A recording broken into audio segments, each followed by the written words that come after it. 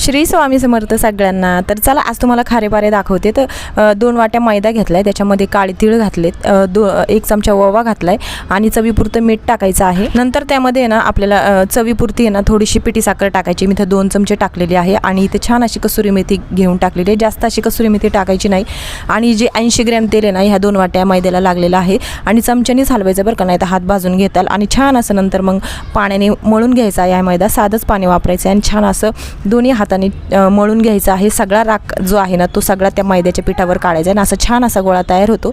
नंतर असं लाटून घ्यायचं मस्त असं, जेवढं ताट असेल तुमचं ताट घ्या किंवा पोळपाट घ्या।